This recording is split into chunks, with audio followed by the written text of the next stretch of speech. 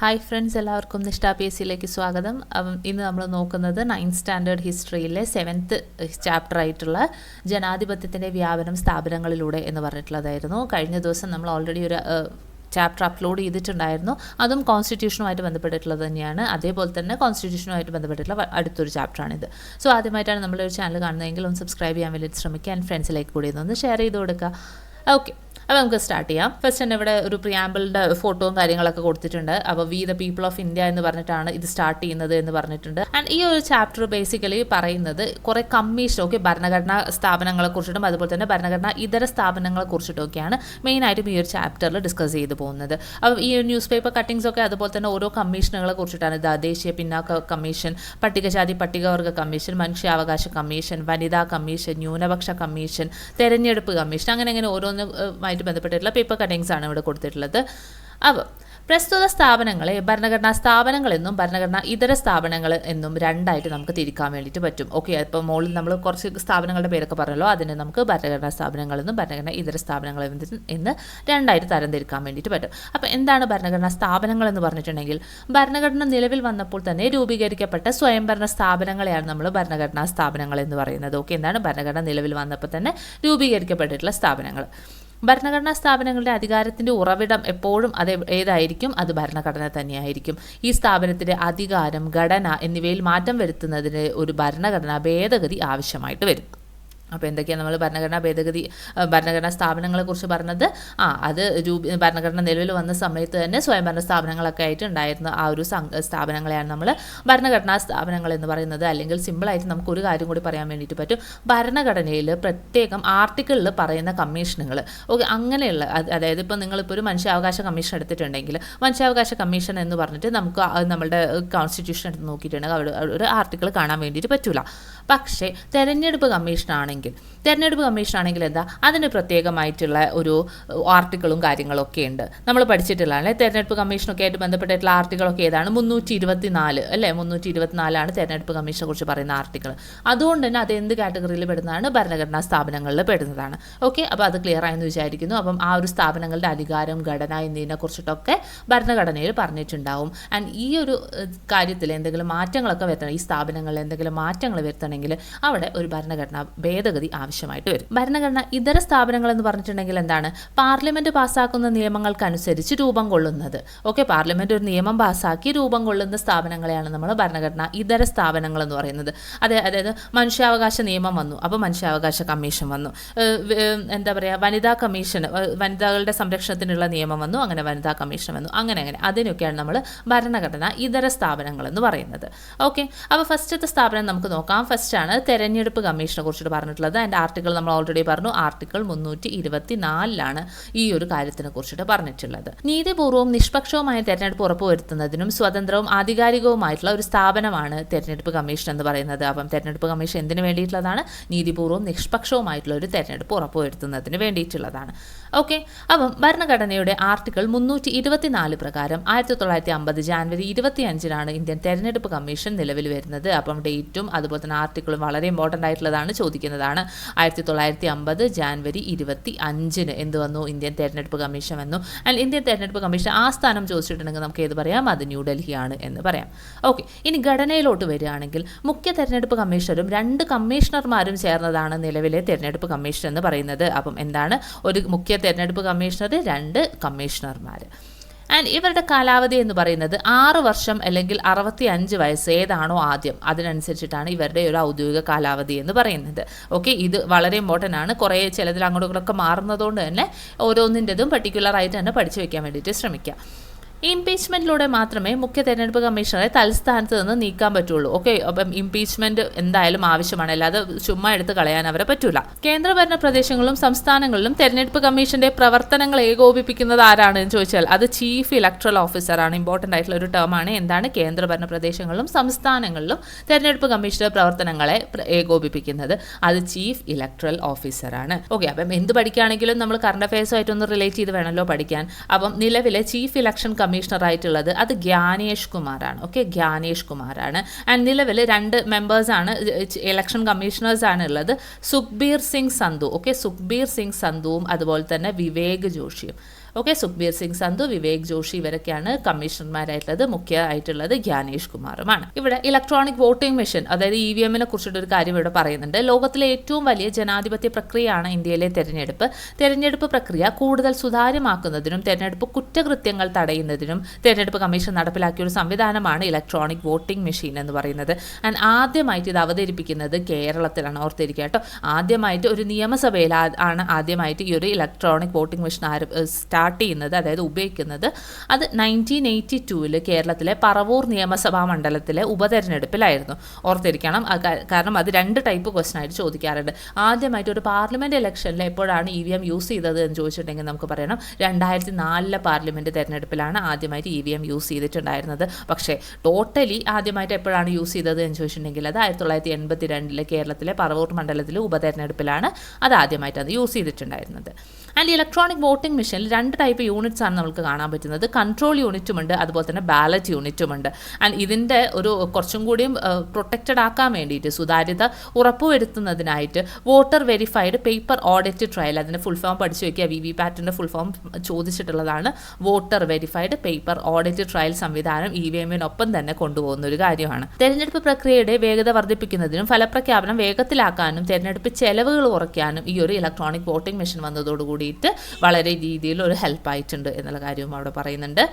Next ഇംപീച്ച്മെൻറ്റിനെ കുറിച്ചാണ്. എന്താണ് impeachment എന്ന് പറഞ്ഞിട്ടുണ്ടെങ്കിൽ, ഭരണഘടനാ പദവികളിൽ ഇരിക്കുന്ന വ്യക്തികളെ പ്രസ്തുത സ്ഥാപനങ്ങളിൽ നിന്നും പാർലമെൻ്ററി നടപടിക്രമത്തിലൂടെ പുറത്താക്കുന്ന പ്രക്രിയയാണ് നമ്മൾ ഇംപീച്ച്മെൻറ്റ് എന്ന് പറയുന്നത്. നമ്മൾക്കറിയാം, രാഷ്ട്രപതിയെ ഇംപീച്ച് ചെയ്ത് വിടുകയാണ് ചെയ്യുന്നത്.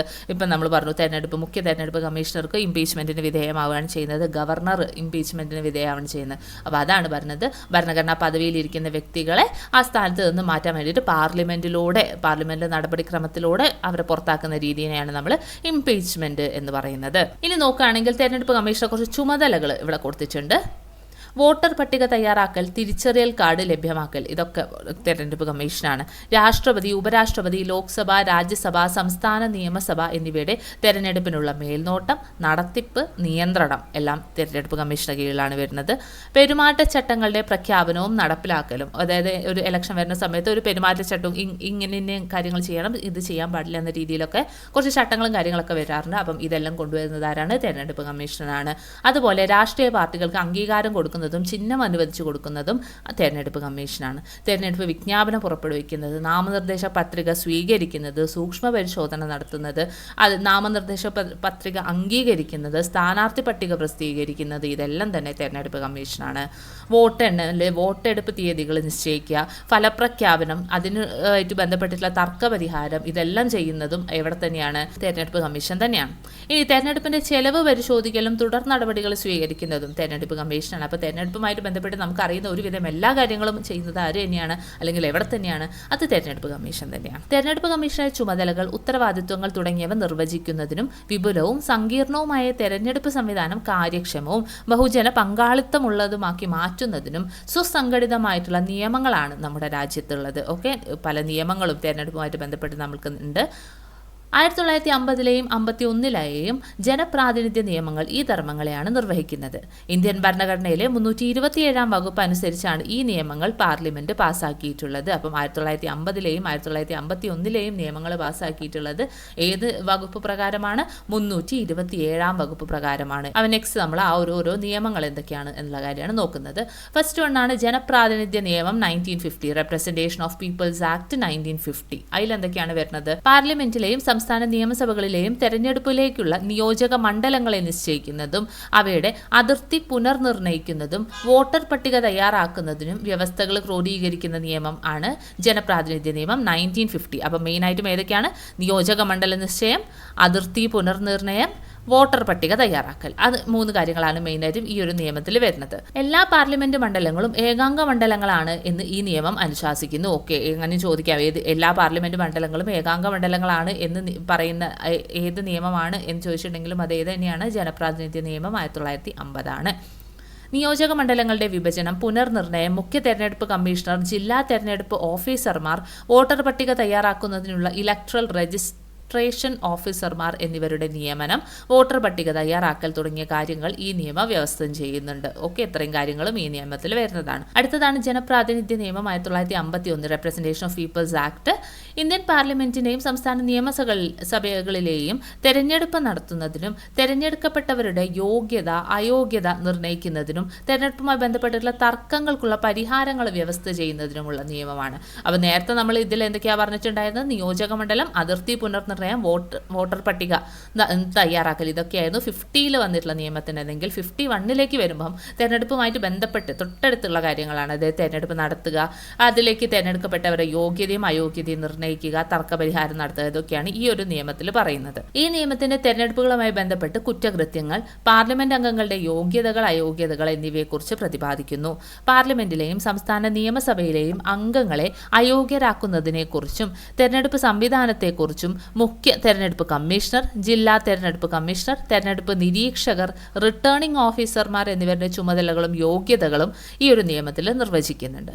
അതോടൊപ്പം തന്നെ രാഷ്ട്രീയ പാർട്ടികളുടെ രജിസ്ട്രേഷനെ കുറിച്ചിട്ടും ഈ നിയമത്തിൽ പ്രതിപാദിക്കുന്നു. എടുത്തു ചോദിക്കാം, രാഷ്ട്രീയ പാർട്ടികളുടെ രജിസ്ട്രേഷനെ കുറിച്ച് പറയുന്ന തെരഞ്ഞെടുപ്പുമായി ബന്ധപ്പെട്ട നിയമം ഏതാണെന്ന് ചോദിച്ചിട്ടുണ്ടെങ്കിൽ അത് ജനപ്രാതിനിധ്യ നിയമം 1951 ഈ നിയമപ്രകാരം ഏത് സംഘടനയ്ക്കും രാഷ്ട്രീയ പാർട്ടിയായി മാറണമെങ്കിൽ തെരഞ്ഞെടുപ്പ് കമ്മീഷന്റെ രജിസ്റ്റർ ചെയ്യേണ്ടതായിട്ട് വരും. ഓക്കെ, തെരഞ്ഞെടുപ്പ് കമ്മീഷൻ രജിസ്റ്റർ ചെയ്തിട്ടുണ്ടെങ്കിൽ ഏതൊരു പാർട്ടിക്കും ഒരു രാഷ്ട്രീയ പാർട്ടിയായിട്ട് മാറാൻ വേണ്ടിയിട്ട് പറ്റുള്ളൂ, അതായത് മത്സരിക്കാൻ വേണ്ടിയിട്ട് പറ്റുള്ളൂ. ഓക്കെ, അതാണ് നമ്മൾ ഈ ഒരു 2 നിയമങ്ങളിലായിട്ട് പറഞ്ഞിട്ടുള്ളത്. ഓക്കെ, അപ്പം തെരഞ്ഞെടുപ്പ് കമ്മീഷനെ കുറിച്ച് നമ്മൾ ഓൾറെഡി പറഞ്ഞു. അപ്പം സ്റ്റേറ്റ് ഇലക്ഷൻ കമ്മീഷൻ, അടുത്ത നമ്മൾ അതാണ് പറയാൻ പോകുന്നത്. സംസ്ഥാന തെരഞ്ഞെടുപ്പ് കമ്മീഷൻ, കേന്ദ്ര തെരഞ്ഞെടുപ്പ് കമ്മീഷൻ കൂടാതെ ഓരോ സംസ്ഥാനങ്ങളിലും സംസ്ഥാനതല തെരഞ്ഞെടുപ്പ് കമ്മീഷനുകളുണ്ട്. ആൻഡ് അത് വന്നത് 73, 74 ഭരണഘടനാ ഭേദഗതിയിലൂടെയാണ്. അപ്പം ഏതൊക്കെ ഭേദഗതി? 73, 74 ഭേദഗതികളിലൂടെയാണ് സംസ്ഥാന തെരഞ്ഞെടുപ്പ് കമ്മീഷൻ വരുന്നത്. ആൻഡ് ആർട്ടിക്കിൾസ് ഏതാണെന്ന് ചോദിച്ചിട്ടുണ്ടെങ്കിൽ 243K, 243ZA ആണ്. അപ്പം ഏതൊക്കെ ആർട്ടിക്കിൾസ്? 243A, 243ZA. ഓക്കെ, ഈ 2 ആർട്ടിക്കിൾസിലൂടെയാണ് സംസ്ഥാന തെരഞ്ഞെടുപ്പ് കമ്മീഷൻ നിലവിൽ വരുന്നത്. തദ്ദേശ സ്വയംഭരണ സ്ഥാപനങ്ങളിലേക്കുള്ള വോട്ടർ പട്ടിക, നമുക്ക് അവിടെയാണ് ഇമ്പോർട്ടൻസ് വരുന്നത്. തദ്ദേശ സ്വയംഭരണ സ്ഥാപനങ്ങളിലേക്കുള്ളതാണ് ഇവിടെ സംസ്ഥാന തെരഞ്ഞെടുപ്പ് കമ്മീഷനിൽ കാര്യങ്ങൾ നടക്കുന്നത്. ഓക്കെ, അവിടേക്കുള്ള വോട്ടർ പട്ടിക തയ്യാറാക്കൽ, തെരഞ്ഞെടുപ്പിനുള്ള മേൽനോട്ടവും നിയന്ത്രണവും തുടങ്ങിയ ചുമതലകൾ സംസ്ഥാന തെരഞ്ഞെടുപ്പ് കമ്മീഷനാണ് നിർവഹിക്കുന്നത്. തദ്ദേശ സ്വയംഭരണ സ്ഥാപനങ്ങളിലെ അംഗങ്ങളുടെ സംവരണ സ്ഥാനങ്ങൾ നിശ്ചയിക്കുന്നതും കമ്മീഷനാണ്. ഈ ഒരു പോയിന്റ് ഓർത്തിരിക്കുക കേട്ടോ, അങ്ങനെ ഇവിടെ അങ്ങനെ കണ്ടുവരാത്തൊരു പോയിന്റാണ്. അപ്പം എന്താണ്? തദ്ദേശ സ്വയംഭരണ സ്ഥാപനങ്ങളിലെ അംഗങ്ങളുടെ സംവരണ സ്ഥാനങ്ങൾ നിശ്ചയിക്കുന്നത് സംസ്ഥാന തെരഞ്ഞെടുപ്പ് കമ്മീഷനാണ്. ആൻഡ് ഈ ഒരു സംസ്ഥാന തെരഞ്ഞെടുപ്പ് കമ്മീഷൻ നിലവിൽ വന്നത് 1993 ഡിസംബർ 3 ഡേറ്റ് ഓർക്ക്. 1993 ഡിസംബർ 3 ഇത് ആദ്യമായിട്ട് വന്നിട്ടുണ്ടായിരുന്നത്. ഓക്കെ, അപ്പം അങ്ങനെ ചോദിക്കുകയാണെങ്കിൽ നിലവിലെ ഇലക്ഷൻ കമ്മീഷണറായിട്ടുള്ളത് ആരാണ്? അത് A. ഷാജഹാനാണ് കേട്ടോ. ഓക്കെ, നിലവിലെ സംസ്ഥാന തെരഞ്ഞെടുപ്പ് കമ്മീഷണർ ആരാണ്? അത് A. ഷാജഹാനാണ്. ഇനി ഇന്ത്യയിലെ ആദ്യത്തെ മുഖ്യ തെരഞ്ഞെടുപ്പ് കമ്മീഷണർ ചോദിച്ചിട്ടുണ്ടെങ്കിൽ അത് ആരെ പറയാം? നമുക്ക് സുകുമാർ സെൻ ആണ്, മറന്നു പോകരുത് കേട്ടോ. സുകുമാർ സെൻ ആയിരുന്നു ആദ്യത്തെ തെരഞ്ഞെടുപ്പ് കമ്മീഷണറായിട്ടുള്ളത്. ഓക്കെ, ഇനി ദേശീയ മനുഷ്യാവകാശ കമ്മീഷനിലോട്ടാണ് പറയുന്നത്. ആൻഡ് ഇത് ഒരു ഭരണഘടന ഇതര സ്ഥാപനമാണ്. ഓക്കെ, ഭരണഘടന ഇതര സ്ഥാപനത്തിൽ പെടുന്നതാണ് ദേശീയ മനുഷ്യാവകാശ കമ്മീഷൻ. ആൻഡ് മനുഷ്യാവകാശ ദിനം ചോദിച്ചിട്ടുണ്ടെങ്കിൽ നമുക്ക് എപ്പോഴും എന്ത് പറയണം? ഡിസംബർ 10 ആണ്. ഓക്കെ, മനുഷ്യാവകാശ ദിനം എന്നാണ് ഡിസംബർ 10 ആണ്. മനുഷ്യാവകാശ ലംഘനങ്ങൾ നമ്മുടെ ഭരണഘടന ഉറപ്പു നൽകുന്ന പൗരാവകാശങ്ങളുടെയും മൂല്യങ്ങളുടെയും നിഷേധമാണ്. നമ്മുടെ രാജ്യത്ത് മനുഷ്യാവകാശ ലംഘനങ്ങൾ ഇല്ലാതാക്കി പൗരാവകാശ സംരക്ഷണം ഉറപ്പുവരുത്തുക എന്ന ലക്ഷ്യത്തോടെ രൂപീകരിച്ചിട്ടുള്ള ഒരു സ്ഥാപനമാണ് ദേശീയ മനുഷ്യാവകാശ കമ്മീഷൻ. അപ്പം എന്താണ് അതിൻ്റെ എയിം? പൗരാവകാശ സംരക്ഷണം ഉറപ്പുവരുത്തുക. ആൻഡ് നമ്മളുടെ ദേശീയ മനുഷ്യാവകാശ കമ്മീഷൻ നിലവിൽ വരുന്നത് അത് 1993 ഒക്ടോബർ 12 ഓക്കെ, ഓർത്തിരിക്കുക. 1993 October 12 national human rights commission അഥവാ NHRC നിലവിൽ വരുന്നത്. ആ സ്ഥാനം ന്യൂഡൽഹിയാണ്. ചെയർപേഴ്സൺ ഉൾപ്പെടെ 6 അംഗങ്ങളാണ് ഈ ഒരു കമ്മീഷനിലുള്ളത്. അതായത് ഒരു കമ്മീഷണറും അതുപോലെ തന്നെ 5 ആളും, അങ്ങനെയാണ് 6 വരുന്നത്. ഓക്കെ, ഒരു ചെയർപേഴ്സണും 5 അംഗങ്ങളും ചേർന്നിട്ടുള്ളതാണ് നമ്മളുടെ NHRC എന്ന് പറയുന്നത്. വിരമിച്ച സുപ്രീം കോടതി ചീഫ് ജസ്റ്റിസ് അല്ലെങ്കിൽ സുപ്രീം കോടതി ജഡ്ജ് ആയിരിക്കും അധ്യക്ഷൻ. ഈ സുപ്രീം കോടതി ജഡ്ജ് എന്ന സാധനമൊക്കെ ലേറ്റസ്റ്റ് ആയിട്ട് കുറച്ച് മുന്നേ ആണ് ഒരു ഭേദഗതിയിലൂടെയൊക്കെ വന്നിട്ടുണ്ടായത്. 2019 ഈ ഒരു ഭേദഗതിയും കാര്യങ്ങളൊക്കെ വന്നിട്ടുണ്ടായിരുന്നത്. ഓക്കെ, അപ്പോൾ അപ്പോഴാണ് ഈ സുപ്രീം കോടതി ജഡ്ജിനെയും കൂടി അവിടെ ആഡ് ചെയ്യുന്നത്. അതുകൊണ്ട് തന്നെ ഓർത്തിരിക്കുക, ചോദിക്കാറുണ്ട്. സുപ്രീം കോടതി ചീഫ് ജസ്റ്റിസ് വിരമിച്ചത് മാത്രമല്ല, സുപ്രീം കോടതി ജഡ്ജായിട്ട് വിരമിച്ച ഒരു വ്യക്തിക്കും വേണമെങ്കിൽ അധ്യക്ഷ സ്ഥാനം വഹിക്കാവുന്നതാണ്. ആൻഡ് ഇവിടുത്തെ അംഗങ്ങളെല്ലാം നിയമിക്കുന്നത് അത് രാഷ്ട്രപതിയായിരിക്കും. ആൻഡ് ഇവരുടെ കാലാവധി എന്ന് പറയുന്നത് 3 വർഷം അഥവാ 70 വയസ്സാണ്. ഈ ഒരു നിയമം അല്ലെങ്കിൽ ഈ ഒരു കമ്മീഷൻ വരുന്നത് പാർലമെന്റ് പാസ്സാക്കിയ ഒരു നിയമപ്രകാരമാണ്. ഓക്കെ, നമ്മൾ പറഞ്ഞു ഭരണഘടനാ ഇതര സ്ഥാപനങ്ങളൊക്കെ എങ്ങനെയാണ് വരുന്നത്? പാർലമെന്റ് പാസ്സാക്കിയ ഒരു നിയമപ്രകാരമാണ് ആ ഒരു കമ്മീഷൻ നിലവിൽ വരുന്നത്.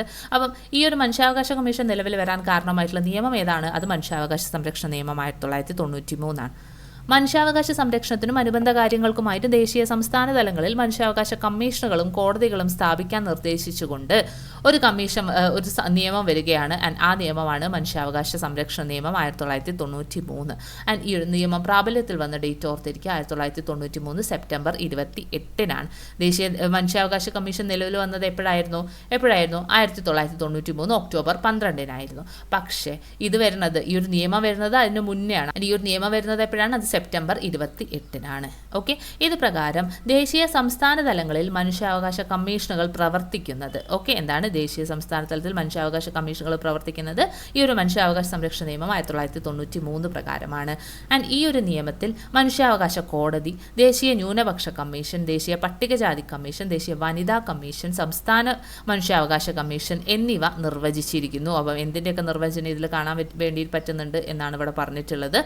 ചെയർപേഴ്സൺ ഉൾപ്പെടെയുള്ള അംഗങ്ങളുടെ നിയമനം, നീക്കം ചെയ്യൽ, കാലാവധി, കമ്മീഷന്റെ പ്രവർത്തനങ്ങൾ, അധികാരങ്ങൾ തുടങ്ങിയവ ഈ നിയമത്തിൽ പ്രതിപാദിക്കുന്നുണ്ട്. ഓക്കെ, അതുമായിട്ട് ബന്ധപ്പെട്ട് ഈ ഒരു 2 കമ്മീഷനുമായിട്ട് ബന്ധപ്പെട്ടിട്ടുള്ള എല്ലാ കാര്യങ്ങളും ഈ ഒരു നിയമത്തിൽ പറഞ്ഞു പോകുന്നുണ്ട്. കമ്മീഷന്റെ അന്വേഷണ നടപടിക്രമം, റിപ്പോർട്ട് സമർപ്പിക്കൽ, സംസ്ഥാന മനുഷ്യാവകാശ കമ്മീഷന്റെ രൂപീകരണം, പ്രവർത്തനം, അന്വേഷണ നടപടികൾ എന്നിവയും ഈ നിയമത്തിൽ നിഷ്കർഷിക്കുന്നത്. അതായത് ദേശീയമാണെങ്കിലും സംസ്ഥാനമാണെങ്കിലും അതിനാവശ്യമായിട്ടുള്ള എല്ലാ കാര്യങ്ങളും ഈ ഒരു നിയമത്തിൽ പറഞ്ഞു പോകുന്നുണ്ട്. അപ്പോൾ നമുക്ക് നോക്കാം, ദേശീയ മനുഷ്യാവകാശ കമ്മീഷൻ ചുമതലകൾ എന്തൊക്കെയാണ്? മനുഷ്യാവകാശ ലംഘനം സംബന്ധിച്ച പരാതികളിൽ അന്വേഷണം നടത്തുക. അതേപോലെ തന്നെ മനുഷ്യാവകാശ ലംഘനം സംബന്ധിച്ച് കോടതി നടപടികളിൽ കക്ഷി ചേരുക. ഓക്കെ, കോടതി നടപടികളിൽ കക്ഷി ചേരുക. ജയിലുകൾ, പുനരധിവാസ കേന്ദ്രങ്ങൾ മുതലായവ സന്ദർശിച്ച് പരിഷ്കാര നിർദ്ദേശങ്ങൾ സമർപ്പിക്കുക. മനുഷ്യാവകാശ പരിരക്ഷാ സംവിധാനങ്ങളുടെ നിർവഹണവും ഫലപ്രാപ്തിയും വിലയിരുത്തി നിർദ്ദേശങ്ങൾ നൽകുക. മനുഷ്യാവകാശങ്ങളെ സംബന്ധിച്ച് അന്തർദേശീയ കരാറുകൾ, പ്രഖ്യാപനങ്ങൾ തുടങ്ങിയവ വിശകലനം ചെയ്ത് നടപടികൾ സ്വീകരിക്കുക. നിയമപാലകർ ഉൾപ്പെടെയുള്ള പൊതുസേവകരുടെ ഭാഗത്തു നിന്നും ഉണ്ടാകുന്ന മനുഷ്യാവകാശ ലംഘനങ്ങളും അവ തടയുന്നതിന് വരുത്തുന്ന വീഴ്ചകളും പരിശോധിച്ച് നടപടികൾ സ്വീകരിക്കുക. ഇത്രയും കാര്യങ്ങളാണ് മനുഷ്യാവകാശ കമ്മീഷൻ, അതായത് ദേശീയ മനുഷ്യാവകാശ കമ്മീഷന്റെ ചുമതലകൾ എന്ന് പറയുന്നത്. ഓക്കെ, അപ്പം ദേശീയ മനുഷ്യാവകാശ കമ്മീഷൻ്റെ ചോദിക്കുകയാണെങ്കിൽ ഇപ്പോഴത്തെ ചെയർപേഴ്സണെ കുറിച്ച് നമുക്ക് നോക്കാം. ആരാണ് ഇപ്പോഴത്തെ ചെയർപേഴ്സൺ ആയിട്ടുള്ളത്? ഇപ്പോഴത്തെ ചെയർപേഴ്സൺ ആയിട്ടുള്ളത് വി രാമസുബ്രഹ്മണ്യമാണ് കേട്ടോ. വി രാമസുബ്രഹ്മണ്യം ആണ് നിലവിലെ NHRCയുടെ ചെയർപേഴ്സൺ. ആൻഡ് 3 മെമ്പേഴ്സാണ് ഇപ്പം ഉള്ളത്. ബിദ്യുത് രഞ്ജൻ, ഓക്കെ, ബിദ്യുത് രഞ്ജൻ ഉണ്ട്. അതുപോലെ തന്നെ വിജയഭാരതി സാഹ്നി ഉണ്ട്. പ്രിയങ്ക് കനുങ്ക ഉണ്ട്. ഓക്കെ, പ്രിയങ്ക് കനുങ്ക. ഇത്രയും പേരാണ് മെമ്പേഴ്സ് ആയിട്ടുള്ളത്. NHRC ചെയർപേഴ്സൺ ആയിട്ടുള്ളത് വി രാമസുബ്രഹ്മണ്യവുമാണ്. ഓക്കെ, ഇനി സംസ്ഥാന മനുഷ്യാവകാശ കമ്മീഷനിലോട്ട് വരികയാണെങ്കിൽ നിലവിലെ സംസ്ഥാന മനുഷ്യാവകാശ കമ്മീഷണർ ആയിട്ടുള്ളത്, ചെയർപേഴ്സൺ ആയിട്ടുള്ളത് അത് അലക്സാണ്ടർ തോമസ് ആണ്. ഓക്കെ, അലക്സാണ്ടർ തോമസ് ആണ് നിലവിലെ ചെയർപേഴ്സൺ എങ്കിൽ 2 അംഗങ്ങളാണുള്ളത്. കെ ബൈജുനാഥ്, ഓക്കെ, കെ ബൈജുനാഥും അതുപോലെ തന്നെ വി ഗീത ജലഗിയാണ്. ഓക്കെ, 2 അംഗങ്ങളെ ആരൊക്കെയാണ്? കെ ബൈജുനാഥ്, വി ഗീത എന്നിവരാണ്. ദേശീയ മനുഷ്യാവകാശ കമ്മീഷൻ സമാനമായത് സംസ്ഥാനങ്ങളിലുള്ളതാണ് ഈ ഒരു സംസ്ഥാന മനുഷ്യാവകാശ കമ്മീഷൻ എന്ന് പറയുന്നത്. നിലവിൽ വരുന്നത് 1998 ഡിസംബർ 11-നാണ്. ചെയർപേഴ്സൺ ഉൾപ്പെടെ 3 അംഗങ്ങൾ. നിങ്ങൾ ഈ വാക്കുകൾ നോക്കണം. ചിലയിടത്ത് ചെയർപേഴ്സൺ ഒഴികെ എന്ന് പറയുന്നുണ്ട്, ചിലയിടത്ത് ഉൾപ്പെടെ എന്ന രീതിയിലും പറയുന്നുണ്ട്. അപ്പോൾ ഇത് ചെയർപേഴ്സൺ ഉൾപ്പെടെ 3 അംഗങ്ങളാണ്. അപ്പോൾ 1+2 എന്ന രീതിയിലാണ് ഉള്ളത്. വിരമിച്ച ഹൈക്കോടതി ചീഫ് ജസ്റ്റിസ് അല്ലെങ്കിൽ ഹൈക്കോടതി ജഡ്ജി ആയിരിക്കും ഇവിടെ അധ്യക്ഷനായിട്ട് വരുന്നുണ്ടാവുക. ആൻഡ് ഗവർണറാണ് കമ്മീഷൻ അംഗങ്ങളെ നിയമിക്കുന്നത്. അടുത്തതാണ് ദേശീയ വനിതാ കമ്മീഷൻ. ഓക്കെ, ദേശീയ വനിതാ കമ്മീഷൻ എന്തൊക്കെയാണ്? സമൂഹത്തിൽ സ്ത്രീകൾ അഭിമുഖീകരിക്കുന്ന വിവിധ പ്രശ്നങ്ങളിൽ ഇടപെട്ട് നിയമപരമായിട്ടുള്ള പരിഹാരങ്ങൾ നിർദ്ദേശിക്കാനും നടപടികൾ ശുപാർശ ചെയ്യാനും വേണ്ടിയിട്ടുള്ളതാണ് ദേശീയ വനിതാ കമ്മീഷൻ എന്ന് പറയുന്നത്. ഓക്കെ, അത് നമുക്ക് അറിയുന്നതാണ്, ലോജിക്ക് വെച്ചിട്ട് നമുക്ക് പറയാൻ പറ്റുന്ന കാര്യമാണ്. ആൻഡ് ഈ ഒരു ദേശീയ വനിതാ കമ്മീഷൻ സ്ഥാപിതമാവുന്നത് 1992 ജാനുവരി 31-നാണ്. ഇമ്പോർട്ടൻ്റ് ആണ്, ഡേറ്റ് ഓർത്തിരിക്കുക കേട്ടോ. 92 ജാനുവരി 31 സ്ഥാപിതമാകുന്ന ഈ കമ്മീഷനിൽ ചെയർപേഴ്സണും 5 അംഗങ്ങളും ഒരു മെമ്പർ സെക്രട്ടറിയുമാണുള്ളത്. അപ്പോൾ ഒരു ചെയർപേഴ്സൺ, 5 അംഗങ്ങൾ, ഒരു മെമ്പർ സെക്രട്ടറി. പക്ഷേ മെമ്പർ സെക്രട്ടറി നമ്മൾ എപ്പോഴും കണക്ക് കൂട്ടാറില്ല. എത്ര അംഗങ്ങൾ എന്ന് ചോദിച്ചിട്ടുണ്ടെങ്കിൽ ടോട്ടൽ 6 അംഗങ്ങളും ഒരു മെമ്പർ സെക്രട്ടറിയുമാണ് ഉള്ളത് എന്ന രീതിയിൽ വേണമെങ്കിൽ നമുക്ക് പറയാം. ആൻഡ് ഇവരുടെ കാലാവധി എന്ന് പറയുന്നത് അത് 3 വർഷമാണ്. ഓക്കെ, 3 വർഷമാണ് കാലാവധി. ഇയേഴ്സിൻ്റെ കണക്ക് അവിടെ പറയുന്നില്ല, 3 വർഷത്തിൻ്റെ കണക്കാണ് നമ്മളവിടെ പറയുന്നത്. സ്ത്രീ സുരക്ഷയ്ക്കും തുല്യതയ്ക്കും അവകാശ സംരക്ഷണത്തിനുമായിട്ട് വിപുലമായിട്ടുള്ള അധികാരങ്ങളും ചുമതലകളും ദേശീയ വനിതാ കമ്മീഷനുണ്ട്. ആൻഡ് അന്താരാഷ്ട്ര വനിതാ ദിനം എന്ന് പറയുന്നത് എന്നാണ്? അത് മാർച്ച് 8 നമുക്കറിയുന്ന ഡേറ്റ് ആണ്. മാർച്ച് 8 ഇന്റർനാഷണൽ വിമൻസ് ഡേ വരുന്നത്. സ്ത്രീകളുടെ അവകാശങ്ങൾ സംരക്ഷിക്കുക, സ്ത്രീകൾക്കെതിരായിട്ടുള്ള അക്രമങ്ങൾ, വിവേചനങ്ങൾ എന്നിവ തടയുക, സാമൂഹ്യ മുന്നേറ്റങ്ങൾ, സ്ത്രീകളുടെ പങ്കാളിത്തം ഉറപ്പുവരുത്തുക എന്നീ ലക്ഷ്യങ്ങളോടെയാണ് നമ്മൾ ഈ ഒരു അന്താരാഷ്ട്ര വനിതാ ദിനം ആചരിക്കുന്നത്. ഇനി ദേശീയ വനിതാ കമ്മീഷൻ ആസ്ഥാനം ചോദിച്ചിട്ടുണ്ടെങ്കിൽ ഏതാണ്? ന്യൂഡൽഹി. 3 കമ്മീഷൻ പഠിച്ചു. 3 കമ്മീഷന്റെയും ആസ്ഥാനം അത് ന്യൂഡൽഹി തന്നെയാണ്. വനിതാ കമ്മീഷന്റെ ചുമതലകൾ നോക്കുകയാണെങ്കിൽ സ്ത്രീ സുരക്ഷയ്ക്കായിട്ടുള്ള ഭരണഘടനാ വ്യവസ്ഥകളും നിയമങ്ങളും പരിശോധിക്കുക, സ്ത്രീകളുടെ അവകാശങ്ങൾ സംരക്ഷിക്കുന്നതിനുള്ള നിയമ നിർമ്മാണങ്ങൾക്ക് നിർദ്ദേശം കൊടുക്കുക, ലിംഗനീതി ഉറപ്പാക്കുക, സ്ത്രീകൾ നേരിടുന്ന അസമത്വം വിവേചനവും ഇല്ലാതാക്കാനുള്ള നിർദ്ദേശങ്ങൾ കൊടുക്കുക, സ്ത്രീകൾ നേരിടുന്ന വിവിധ പ്രശ്നങ്ങളിൽ ഇടപെട്ട് പ്രശ്നപരിഹാരത്തിന് നിർദ്ദേശം ചെയ്യുക, സ്ത്രീകളെ ബാധിക്കുന്ന വിഷയങ്ങളിൽ നയരൂപീകരണത്തിന് സർക്കാരുകൾക്ക് ഉപദേശം കൊടുക്കുക. അവരെല്ലാം ഒന്നും ചെയ്യുന്നത് ഒന്നെങ്കിൽ അവർ നിർദ്ദേശിക്കും അല്ലെങ്കിൽ അവർ ഉപദേശിക്കും. മീൻസ് ഒരുവിധം കമ്മീഷനുകളൊക്കെ ചെയ്യുന്നതാണ്. അവരായിട്ട് ഒരു സാധനം ഇനിഷ്യേറ്റ് ചെയ്ത് ചെയ്യില്ല, എല്ലാം നിർദ്ദേശിക്കുക അല്ലെങ്കിൽ ഉപദേശിക്കുക, ആ ഒരു രീതിയിലായിരിക്കും അവരുടെ ചുമതലകൾ വരുന്നുണ്ടാവുക. ഇനി വനിതകളുടെ സുരക്ഷയ്ക്ക് വേണ്ടിയിട്ട് കുറച്ച് നിയമങ്ങളൊക്കെ നമ്മുടെ രാജ്യത്തുണ്ട്. അതിൽ മെയിനായിട്ടുള്ള 2 ആളാണിത്. സ്ത്രീധന നിരോധന നിയമവും അതുപോലെ തന്നെ ഗാർഹിക പീഡന നിരോധന നിയമം. ഗാർഹിക പീഡന നിരോധന നിയമം ഞാനൊരു എക്സ്റ്റൻസീവ് വീഡിയോ ഓൾറെഡി ചെയ്തിട്ടുണ്ട്. ഓൾമോസ്റ്റ് ഒരു 15K 17Kൻ്റെ അടുത്തൊക്കെ വ്യൂസും കാര്യങ്ങളൊക്കെ വന്നിട്ടുള്ള ഒരു വീഡിയോ ആയിരുന്നു അത്. ഓക്കെ, അപ്പം അത് അത്യാവശ്യം ഇമ്പോർട്ടൻ്റ് ആയിട്ടുള്ള ഒരു ഭാഗം കൂടിയാണ്. സോ അതൊന്ന് ചെക്കൗട്ട് ചെയ്യാൻ വേണ്ടിയിട്ട് ശ്രമിക്കുക കേട്ടോ. അപ്പം സ്ത്രീധന നിരോധന നിയമത്തിൽ എന്താ പറയുന്നത്? സ്ത്രീധനം എന്ന ദുരാചാരം സമൂഹത്തിൽ നിന്നും തുടച്ചു നീക്കുന്നതിനും സ്ത്രീധനത്തിൻ്റെ പേരിലുള്ള അതിക്രമങ്ങൾ തടയുന്നതിനും വേണ്ടിയാണ് 1961 ഈ ഒരു നിയമം പാർലമെൻറ്റ് പാസ്സാക്കിയിട്ടുണ്ടായിരുന്നത്. എന്താണ് സ്ത്രീധനം എന്നുള്ളതിൻ്റെ ഒരു ഡെഫിനേഷൻ ഇവിടെ പറഞ്ഞു പോകുന്നുണ്ട്. വിവാഹവുമായി ബന്ധപ്പെട്ട് നിർബന്ധിതമായോ മുൻധാരണകൾ പ്രകാരമോ നൽകുന്ന ധനത്തെ നമ്മൾ സ്ത്രീധനം എന്ന് പറയും. അതേപോലെ ഒരു നിശ്ചിത തുകയോ ആഭരണമോ സ്വത്തോ കൊടുക്കാമെന്ന വാഗ്ദാനത്തിൽ ഒരാളെ വിവാഹത്തിന് സമ്മതിച്ചിട്ടുണ്ടെങ്കിൽ അതിനെയും നമ്മൾക്ക് എന്തായിട്ട് കണക്കാക്കാൻ വേണ്ടി പറ്റുന്നുണ്ട്? സ്ത്രീധനം എന്ന രീതിയിൽ കണക്കാക്കാൻ വേണ്ടി പറ്റുന്നുണ്ട്. ആൻഡ് ഇത് ഒരു കുറ്റകരമായിട്ടുള്ള കാര്യമാണ്. ഇനി ഗാർഹിക പീഡന നിരോധന നിയമത്തിലേക്ക് വരുവാണെങ്കിൽ നമ്മുടെ രാജ്യത്ത് 2006 ഒക്ടോബർ 26 ഗാർഹിക പീഡന നിരോധന നിയമം പ്രാബല്യത്തിൽ വരുന്നത്. ജീവിത പങ്കാളിയിൽ നിന്നോ ബന്ധുക്കളിൽ നിന്നോ സ്ത്രീകൾക്ക് നേരിടേണ്ടി വരുന്ന പീഡനങ്ങളിൽ നിന്നും സംരക്ഷണം നൽകുന്നതാണ് ഈ ഒരു നിയമം എന്ന് പറയുന്നത്.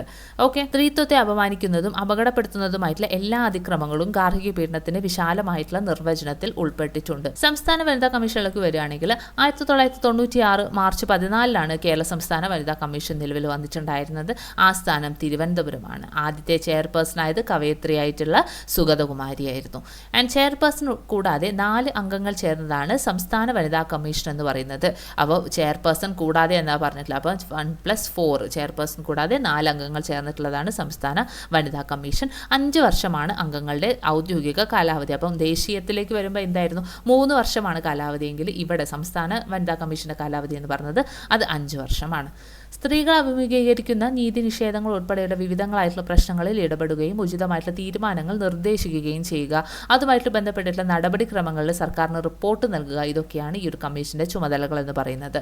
നിലവിൽ സംസ്ഥാന വനിതാ കമ്മീഷൻ ചെയർപേഴ്സൺ ആയിട്ടുള്ളത് അത് പി സതീദേവിയാണ്. ഓക്കെ, പി സതീദേവിയാണ് നിലവിലെ ചെയർപേഴ്സൺ. നെക്സ്റ്റ് വണ്ണാണ് ദേശീയ ന്യൂനപക്ഷ കമ്മീഷൻ. രാജ്യത്തെ ന്യൂനപക്ഷങ്ങളുടെ താല്പര്യങ്ങൾ സംരക്ഷിച്ച് അവരുടെ ക്ഷേമത്തിനായിട്ടുള്ള നിയമങ്ങൾ ഫലപ്രദമായി പ്പെടുന്നുണ്ടെന്ന് ഉറപ്പുവരുത്തുന്നതിന് വേണ്ടി രൂപീകരിച്ചിട്ടുള്ള ഒരു സ്ഥാപനമാണ് ദേശീയ ന്യൂനപക്ഷ കമ്മീഷൻ. മത, ഭാഷ, സാംസ്കാരിക ന്യൂനപക്ഷങ്ങളുടെ അവകാശങ്ങൾ സംരക്ഷിച്ച് ആ വിഭാഗങ്ങളുടെ ക്ഷേമം ഉറപ്പുവരുത്തുക എന്നതാണ് കമ്മീഷന്റെ സുപ്രധാന ചുമതല. ഇമ്പോർട്ടൻ്റ് ഒരു പോയിന്റാണ്. എന്താണ്? മത, ഭാഷ, സാംസ്കാരിക ന്യൂനപക്ഷങ്ങളുടെ അവകാശങ്ങൾ സംരക്ഷണത്തിന് വേണ്ടിയിട്ടുള്ളതാണ്. ആൻഡ് അവരുടെ ക്ഷേമം ഉറപ്പുവരുത്തുന്നതിന് വേണ്ടിയിട്ടാണ് ഈ ഒരു കമ്മീഷൻ, ന്യൂനപക്ഷ കമ്മീഷൻ എന്ന് പറയുന്നത്. 1993 മെയ് 17 ദേശീയ ന്യൂനപക്ഷ കമ്മീഷൻ നിലവിൽ വന്നത്. ഡേറ്റ് ഓർക്കുക കേട്ടോ. ചെയർപേഴ്സണും വൈസ് ചെയർപേഴ്സണും 5 അംഗങ്ങളും ഉൾപ്പെടുന്നതാണ് കമ്മീഷൻ. അപ്പോൾ ഒരു ചെയർപേഴ്സണും 6 അംഗങ്ങളും വരും. ഓക്കെ, അപ്പം എന്താണ്? ചെയർപേഴ്സൺ, വൈസ് ചെയർപേഴ്സൺ ഉണ്ട്, 5 അംഗങ്ങൾ. അങ്ങനെയാണ് ഈ ഒരു ന്യൂനപക്ഷ കമ്മീഷന്റെ ഘടന എന്ന് പറയുന്നത്. കേന്ദ്ര ഗവൺമെൻറ്റാണ് ഇവരെ നാമനിർദ്ദേശം ചെയ്യുന്നത്. രാഷ്ട്രപതിയാണ് കമ്മീഷൻ അംഗങ്ങളെ നിയമിക്കുന്നത്. അപ്പം നാമനിർദ്ദേശം ചെയ്യുന്ന ഒരാൾ ഇവിടെ വരുന്നുണ്ട്, അതാരാണ്? കേന്ദ്ര ഗവൺമെൻറ്റാണ്. ഇനി നിയമിക്കുന്നത് ആരാണെന്ന് ചോദിച്ചിട്ടുണ്ടെങ്കിൽ അത് രാഷ്ട്രപതിയാണ്. 3 വർഷമാണ് അംഗങ്ങളുടെ ഔദ്യോഗിക കാലാവധി. ദേശീയ ന്യൂനപക്ഷ കമ്മീഷന് വിപുലമായിട്ടുള്ള അധികാരങ്ങളും ചുമതലകളും ഒക്കെ നിർവഹിക്കാനുണ്ട്. ഓക്കെ, അത് ഏതൊക്കെയാണ് എന്നിവിടെ കൊടുക്കുന്നുണ്ട്. ന്യൂനപക്ഷങ്ങളുടെ സാമൂഹിക വികസന പുരോഗതി വിലയിരുത്തുക. ന്യൂനപക്ഷങ്ങളുടെ സംരക്ഷണാർത്ഥമുള്ള ഭരണഘടനാ വ്യവസ്ഥകളുടെയും നിയമങ്ങളുടെയും പ്രവർത്തനം വിലയിരുത്തുക. ന്യൂനപക്ഷങ്ങൾ നേരിടുന്ന പ്രശ്നങ്ങളും പ്രതിസന്ധികളും സംബന്ധിച്ച് റിപ്പോർട്ടുകൾ കാലാകാലങ്ങളിൽ സമർപ്പിക്കുക.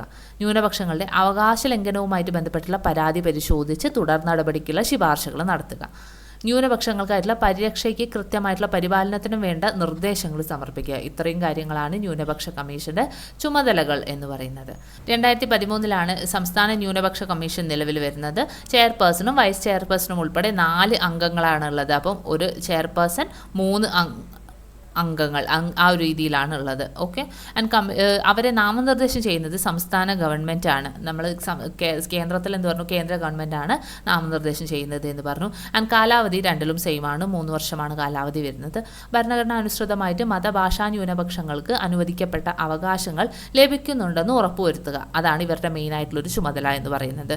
ആൻഡ് ഈ വിഭാഗങ്ങൾക്ക് വിദ്യാഭ്യാസ സ്ഥാപനങ്ങൾ ആരംഭിക്കുന്നതിനും നടത്തുന്നതിനുമുള്ള നടപടികൾ ശുപാർശ ചെയ്യുന്നതും ആര് തന്നെയാണ്? കമ്മീഷൻ തന്നെയാണ്. അല്ല, അതുമായിട്ട് ബന്ധപ്പെട്ട ആർട്ടിക്കിൾസ് നമ്മൾ മൗലിക അവകാശങ്ങളൊക്കെ പഠിക്കുന്ന സമയത്ത് അവിടെ പഠിക്കുന്നുണ്ട്. ആർട്ടിക്കിൾസ് 30 അതെല്ലാം അതുമായി ഈ ഒരു വിദ്യാഭ്യാസ സ്ഥാപനങ്ങൾ ആരംഭിക്കുന്നതിനുള്ള അവരുടെ റൈറ്റുമായിട്ട് ബന്ധപ്പെട്ടിട്ടുള്ളതാണ്. അപ്പം ന്യൂനപക്ഷ കമ്മീഷൻ്റെ നോക്കുകയാണെങ്കിൽ കേന്ദ്രത്തിൽ ന്യൂനപക്ഷ കമ്മീഷണറായിട്ടുള്ളത് അത് ഇക്ബാൽ സിംഗ് ലാൽപുരയാണ്. ഓക്കെ, ഇക്ബാൽ സിംഗ് ലാൽപുരയാണ് കേന്ദ്ര ന്യൂനപക്ഷ കമ്മീഷണറായിട്ടുള്ളതെങ്കിൽ സംസ്ഥാന ന്യൂനപക്ഷ കമ്മീഷണറായിട്ടുള്ളത് അത് എ റഷീദാണ്. ഓക്കെ, എ റഷീദാണ് കേന്ദ്രമല്ല സ്റ്റേറ്റ് ന്യൂനപക്ഷ കമ്മീഷണറായിട്ടുള്ളത്. ഓക്കെ, ഇനി ദേശീയ പട്ടികജാതി പട്ടികവർഗ കമ്മീഷനുകളെ കുറിച്ചിട്ടാണ് അടുത്ത് പറയുന്നത്. അവിടെ ഫസ്റ്റ് തന്നെ ജവഹർലാൽ നെഹ്റുവിൻ്റെ ഒരു കോട്ട് പറയുന്നുണ്ട്. വർഷവും ഡേറ്റും വെച്ച് അവിടെ കൊടുത്തതുകൊണ്ട് തന്നെ അതടക്കം പഠിച്ചു വയ്ക്കുക കേട്ടോ. പട്ടികജാതി പട്ടികവർഗ പ്രദേശങ്ങളിൽ ഏറ്റവും മുൻഗണന നൽകേണ്ടത് റോഡുകൾക്കും വാർത്താവിനിമയത്തിനുമാണ്. അവയില്ലെങ്കിൽ നാം ചെയ്യുന്ന മറ്റൊന്നും ഫലപ്രദമാകില്ല. സ്കൂളുകളും ആരോഗ്യരക്ഷാ പ്രവർത്തനങ്ങൾ, കുടിൽ വ്യവസായങ്ങൾ എന്നിങ്ങനെ പലതും ആവശ്യമാണ് എന്നത് സുവ്യക്തമാണ്. എന്നാൽ നാം അവരുടെ ജീവിത രീതിയിൽ ഇടപെടുകയില്ല എന്നും സ്വന്തം രീതി അനുസരിച്ച് ജീവിക്കാൻ അവരെ സഹായിക്കുക മാത്രമേ ചെയ്യൂ എന്നും നാം എപ്പോഴും ഓർമ്മിക്കേണ്ടതായിട്ടുണ്ട്. ഓക്കെ, അത് പറയുന്നത് ആരാണ്? ജവഹർലാൽ നെഹ്റു ആണ്. വിവേചനങ്ങളിൽ നിന്നും ചൂഷണങ്ങളിൽ നിന്നും പട്ടികജാതി പട്ടികവർഗ ജനവിഭാഗങ്ങളെ സംരക്ഷിക്കുകയും അവരെ സമൂഹത്തിന്റെ മുഖ്യധാരയിലേക്ക് കൊണ്ടുവരികയും ചെയ്യുക എന്ന ലക്ഷ്യത്തോടെ ആരംഭിച്ചിട്ടുള്ളതാണ് പട്ടികജാതി കമ്മീഷനും അതുപോലെ തന്നെ പട്ടികവർഗ കമ്മീഷനും. അതെ, നമുക്ക് നോക്കിയാൽ ആലോചിച്ചിട്ടുണ്ടെങ്കിൽ കിട്ടാവുന്ന ഒരു കാര്യം തന്നെയുള്ളൂ. ഇതിനോടൊപ്പം അവരുടെ സാംസ്കാരിക വൈവിധ്യങ്ങളും സവിശേഷതകളും സംരക്ഷിക്കുകയും പ്രധാനമാണ്. ആ ഒരു പോയിന്റ് ഓർക്കുക കേട്ടോ. സാംസ്കാരിക വൈവിധ്യങ്ങളും അതുപോലെ തന്നെ സവിശേഷതകളും സംരക്ഷിക്കാനും ഈ ഒരു കമ്മീഷനുകൾ മുന്നോട്ട് വരുന്നുണ്ട്. 2004 പട്ടികവർഗ കമ്മീഷനും അതുപോലെ തന്നെ പട്ടികജാതി കമ്മീഷനും നിലവിൽ വന്നിട്ടുണ്ടായിരുന്നത്. രണ്ടിലും ഒരേ ആളുകൾ എന്ന് പറഞ്ഞാൽ ഒരേ നമ്പർ ആളുകൾ തന്നെയാണുള്ളത്. ചെയർപേഴ്സണും വൈസ് ചെയർപേഴ്സണും മറ്റ് 3 അംഗങ്ങളും. ഓക്കെ, അപ്പം ചെയർപേഴ്സണും വൈസ് ചെയർപേഴ്സണും മറ്റ് 3 അംഗങ്ങളും ഉൾപ്പെടുന്നതാണ് കമ്മീഷൻ. രാഷ്ട്രപതിയാണ് അംഗങ്ങളെല്ലാം നിയമിക്കുന്നത്. 3 വർഷമാണ് അംഗങ്ങളുടെ ഔദ്യോഗിക കാലാവധി എന്ന് പറയുന്നത്. ആൻഡ് ദേശീയ പട്ടികജാതി പട്ടികവർഗ കമ്മീഷനുകളുടെ ആസ്ഥാനം ചോദിച്ചാൽ അതേതാണ്? അത് ന്യൂഡൽഹി തന്നെയാണ്. ആൻഡ് ഇത് ഒരുമായിട്ട് ബന്ധപ്പെട്ടിട്ടുള്ള ഒരു നിയമം കൂടി നമുക്ക് ഇതിനോടൊപ്പം തന്നെ പഠിക്കാനുണ്ട്. പട്ടികജാതി പട്ടികവർഗ അതിക്രമങ്ങൾ തടയൽ നിയമം 1989. നമുക്ക് ആക്ച്വലി ആക്ട്സ് ഒക്കെ പഠിക്കുന്ന സമയത്ത് നമ്മൾ ഇതിനെക്കുറിച്ചിട്ട് വളരെ വ്യക്തമായിട്ട് പഠിച്ചിട്ടുള്ളതായിരിക്കും. എന്നാലും SCRT ഉള്ളതുകൊണ്ട് നമുക്ക് കുറച്ച് അതും കൂടി ഒന്ന് നോക്കാം. പട്ടികജാതി പട്ടികവർഗങ്ങൾക്കെതിരെയുള്ള അതിക്രമങ്ങൾ തടയുക, ഇത്തരം കുറ്റകൃത്യങ്ങൾ കൈകാര്യം ചെയ്യുന്നതിന് പ്രത്യേക കോടതികൾ സ്ഥാപിക്കുക, ഇവരുടെ സ്വാസ്ഥ്യത്തിനും പുനരധിവാസത്തിനും നടപടികൾ സ്വീകരിക്കുക. ഈ ലക്ഷ്യത്തോടു കൂടി വന്നിട്ടുള്ള നിയമമാണ് പട്ടികജാതി പട്ടികവർഗ അതിക്രമങ്ങൾ തടയൽ നിയമം എന്ന് പറയുന്നത്. അപ്പം എന്തിനൊക്കെ വേണ്ടിയിട്ടാണ്? ഈ ഒരു വിഭാഗങ്ങൾക്കെതിരെയുള്ള അതിക്രമങ്ങൾ തടയുക, ഇവരുടെ കുറ്റകൃത്യങ്ങൾ കൈകാര്യം ചെയ്യാൻ പ്രത്യേക കോടതികൾ സ്ഥാപിക്കുക, ഇവരുടെ പുനരധിവാസത്തിന് നടപടികൾ സ്വീകരിക്കുക. 1989 ഇതുമായിട്ട് ബന്ധപ്പെട്ടിട്ടുള്ള നിയമം വന്നിട്ടുള്ളത്. ഈ നിയമം പട്ടിക വിഭാഗങ്ങൾക്ക് നേരെയുള്ള അതിക്രമങ്ങളും നിയമലംഘനങ്ങളും എന്തെന്ന്, കുറ്റക്കാർക്കുള്ള ശിക്ഷ നടപടികൾ എന്തെല്ലാമെന്നും അവരുടെ പുനരധിവാസം എങ്ങനെയായിരിക്കും എന്നും വ്യവസ്ഥ ചെയ്യുന്നുണ്ട്. ഇനി ഒരു പട്ടികജാതി പട്ടികവർഗ കമ്മീഷനുകളുടെ ചുമതലകൾ നമുക്കൊന്ന് നോക്കാം. പട്ടികജാതി പട്ടികവർഗ വിഭാഗങ്ങൾക്കെതിരെയുള്ള അതിക്രമങ്ങളുമായി ബന്ധപ്പെട്ട പരാതികൾ അന്വേഷിക്കുക. ഓക്കെ, പരാതികൾ ഇവർ അന്വേഷിക്കും. അതുപോലെ തന്നെ ഈ വിഭാഗങ്ങളുടെ ക്ഷേമം, സംരക്ഷണം, ഉന്നമനം എന്നിവ ലക്ഷ്യമാക്കിയിട്ടുള്ള പ്രവർത്തനങ്ങൾ ഏകോപിപ്പിക്കുക. അപ്പം എന്താണ്? സംരക്ഷണം, ഉന്നമനം എന്നിവ ലക്ഷ്യമാക്കിയിട്ടുള്ള പ്രവർത്തനങ്ങൾ ഏകോപിപ്പിക്കുക. പട്ടികജാതി പട്ടികവർഗ വിഭാഗങ്ങൾ നേരിടുന്ന വെല്ലുവിളികൾ പരിഹരിക്കുന്നതിനുള്ള മാർഗനിർദ്ദേശങ്ങൾ സർക്കാരുകൾക്ക് സമർപ്പിക്കുക. ഇവരുടെ ക്ഷേമത്തിനായിട്ടുള്ള ഭരണഘടനാ വ്യവസ്ഥകളും നിയമങ്ങളും കാര്യക്ഷമമായി നടപ്പിലാക്കുന്നുണ്ടെന്ന് വിലയിരുത്തുക. ഇത്രയും കാര്യങ്ങളാണ് ഈ ഒരു കമ്മീഷനുകളുടെ ചുമതല എന്ന് പറയുന്നത്. ഇനി സംസ്ഥാന പട്ടികജാതി പട്ടികവർഗ കമ്മീഷൻ എന്ന് പറഞ്ഞിട്ടുണ്ടെങ്കിലും ഇതേ കാര്യങ്ങളൊക്കെയാണ് അവരും ചെയ്യുന്നുള്ളത്. ചെയർപേഴ്സണും മറ്റ് 2 അംഗങ്ങളുമാണ് ഇവിടെ വരുന്നത്. ഓക്കെ, ചെയർപേഴ്സണും 2 അംഗങ്ങളുമാണുള്ളത്. കാലാവധി എന്ന് പറയുന്നത് 3 വർഷം തന്നെയാണ്. പട്ടികജാതി പട്ടികവർഗ വിഭാഗങ്ങളുടെ അവകാശങ്ങൾ നിഷേധിക്കപ്പെടുന്നതുമായി ബന്ധപ്പെട്ട പരാതികളിൽ അന്വേഷണം നടത്തുകയും അനന്തര നടപടികൾ ശുപാർശ ചെയ്യുകയുമാണ് ഇവരുടെ ഒരു പ്രധാന ചുമതല എന്ന് പറയുന്നത്. കൂടാതെ പ്രസ്തുത വിഭാഗങ്ങളുടെ സാമൂഹ്യ സാമ്പത്തിക സ്ഥിതി വിലയിരുത്തുകയും അവരുടെ പുരോഗതി ഉറപ്പാക്കുന്നതുമായി ബന്ധപ്പെട്ടിട്ടുള്ള നിർദ്ദേശങ്ങൾ നൽകുകയും കമ്മീഷൻ ചെയ്യാറുണ്ട്. നെക്സ്റ്റ് ദേശീയ പിന്നാക്ക വിഭാഗ കമ്മീഷനാണ്. പിന്നാക്ക വിഭാഗ കമ്മീഷനുമായിട്ട് ബന്ധപ്പെട്ടിട്ടുള്ള ഒരു ആർട്ടിക്കിൾ ഉണ്ട്, ഓർത്തിരിക്കുക. ആർട്ടിക്കിൾ 338B പിന്നാക്ക വിഭാഗ കമ്മീഷനെ കുറിച്ചിട്ടൊക്കെ പറയുന്നത്. ഓക്കെ, സ്റ്റാർട്ടിങ്ങിൽ തന്നെ BR അംബേദ്കറിന്റെ ഒരു പ്രസംഗത്തിലെ ഭാഗങ്ങൾ ഇവിടെ കൊടുത്തിട്ടുണ്ട്. വിദ്യാഭ്യാസം എല്ലാവർക്കും പ്രാപ്യമായ ഒരു നിലയിലേക്ക് കൊണ്ടുവന്നേ മതിയാകൂ. പിന്നാക്ക വിഭാഗം ജനങ്ങൾക്ക് ഉന്നത വിദ്യാഭ്യാസം എത്രയും ചെലവ് കുറഞ്ഞതായിരിക്കുക എന്നതാവണം വിദ്യാഭ്യാസ വകുപ്പിന്റെ നയം. ഈ സമുദായങ്ങളെല്ലാം സമത്വത്തിലേക്ക് ഉയർത്തുവാനാണെങ്കിൽ അതിന് ഒരേ ഒരു പോംവഴി താണ നിലയിലുള്ളവർക്ക് പ്രത്യേക പരിഗണന നൽകുക എന്നതാണ്. അപ്പോൾ താണ നിലയിലുള്ളവർക്ക് പ്രത്യേക പരിഗണന നൽകി അവർക്ക് വിദ്യാഭ്യാസം നൽകി അവരെ മുന്നോട്ട് കൊണ്ടുവരണം എന്നതാണ് BR അംബേദ്കർ ആ ഒരു പ്രസംഗത്തിൽ പറഞ്ഞിട്ടുണ്ടായിരുന്നത്. ലെജിസ്ലേറ്റീവ് കൗൺസിൽ 1927 ഫെബ്രുവരി 24 അദ്ദേഹം ആ ഒരു പ്രസംഗം പറയുന്നത്. രാജ്യത്തെ സാമൂഹികമായും സാമ്പത്തികമായും പിന്നാക്കം നിൽക്കുന്ന വിഭാഗങ്ങളുടെ ഉന്നമനം ലക്ഷ്യമിട്ടുകൊണ്ടാണ് പിന്നാക്ക വിഭാഗങ്ങൾക്കായിട്ടുള്ള ഒരു ദേശീയ കമ്മീഷൻ സ്ഥാപിതമാകുന്നത്. സാമൂഹികമായിട്ടും വിദ്യാഭ്യാസപരമായിട്ടും പിന്നാക്കം നിൽക്കുന്ന വിഭാഗങ്ങളുടെ പിന്നാക്കാവസ്ഥ പരിഹരിക്കുക എന്നുള്ള നിർദ്ദേശങ്ങൾ സമർപ്പിക്കുക. ഇതാണ് മെയിൻ ആയിട്ടുള്ളവരുടെ ചുമതല. അപ്പോൾ ഇതെവിടെ എന്തൊക്കെയാണ്, എന്തിനു വേണ്ടിയിട്ടുള്ളതാണ്? സാമൂഹികമായിട്ടും വിദ്യാഭ്യാസപരമായിട്ടുള്ള പിന്നാക്കം നിൽക്കുന്നവരുടെ ഉന്നമനത്തിന് വേണ്ടിയിട്ടുള്ളതാണ് ഈ ഒരു കമ്മീഷൻ എന്ന് പറയുന്നത്. 1993 കമ്മീഷൻ നിലവിൽ വരുന്നത്. ചെയർപേഴ്സണും വൈസ് ചെയർപേഴ്സണും 3 അംഗങ്ങളുമാണ് ഉള്ളത്. ഓക്കെ, ചെയർപേഴ്സൺ, വൈസ് ചെയർപേഴ്സൺ, 3 അംഗങ്ങൾ. ആൻഡ് രാഷ്ട്രപതിയാണ് കമ്മീഷനിലെ അംഗങ്ങളെല്ലാം നിയമിക്കുന്നത്. 3 വർഷമാണ് കാലാവധി വരുന്നത്. ആൻഡ് 2018 കമ്മീഷന് ഭരണഘടനാ പദവി ലഭ്യമായി. ഓക്കെ, 2018 കൂടിയിട്ടാണ് ആർട്ടിക്കിളൊക്കെ വരുന്നത്. ഓക്കെ, അതാണ് അവിടെ പറയുന്നത്. 2018 കമ്മീഷന് ഭരണഘടനാ പദവി ലഭ്യമായത്. ആൻഡ് നിലവിൽ ഇതിൻ്റെ ചെയർപേഴ്സൺ ആയിട്ടുള്ളത് അത് ഹൻസ്രാജ്. ഓക്കെ, ഹൻസ്രാജ് അഹീറാണ്. ഓക്കെ, ഹൻസ്രാജ് അഹീറാണ് നിലവിലെ ചെയർപേഴ്സൺ, ബാക്ക്വേർഡ് ക്ലാസസിൻ്റെ ചെയർപേഴ്സൺ എന്ന് പറയുന്നത്. ആൻഡ് ദേശീയ പിന്നാക്ക വിഭാഗ കമ്മീഷൻ ചുമതലകൾ പിന്നാക്ക വിഭാഗങ്ങളുടെ ക്ഷേമത്തിനായിട്ടുള്ള വിവിധ സംവിധാനങ്ങളുടെ പ്രവർത്തനങ്ങളെ സംബന്ധിച്ച റിപ്പോർട്ടുകൾ സർക്കാരിന് സമർപ്പിക്കുക. ഇവർ നേരിടുന്ന അതിക്രമങ്ങൾക്കെതിരെ നടപടികൾ സ്വീകരിച്ച് നീതി ഉറപ്പാക്കുന്നതിനുള്ള ശുപാർശകൾ നൽകുക. പിന്നാക്ക പദവി സംബന്ധിച്ച ആവശ്യങ്ങൾ പരിശോധിച്ച് വേണ്ട നിർദ്ദേശങ്ങൾ സർക്കാരിന് സമർപ്പിക്കുക. പിന്നാക്ക വിഭാഗങ്ങൾക്കായിട്ടുള്ള ഭരണഘടനാ വ്യവസ്ഥകളും നിയമങ്ങളും കാര്യക്ഷമമായി നടപ്പിലാക്കുന്നുണ്ടെന്ന് ഉറപ്പാക്കുക. ഇത്രയും കാര്യങ്ങളാണ് അതിൽ വരുന്നത്. ഓക്കെ, ഇനി കേരള സംസ്ഥാന പിന്നാക്ക വിഭാഗ കമ്മീഷനിൽ ചോദിക്കുകയാണെങ്കിൽ അതും നിലവിൽ വരുന്നത് 1993 തന്നെയാണ്. 3 വർഷമാണ് അതിൻ്റെയും കാലാവധി പറഞ്ഞിട്ടുള്ളത്.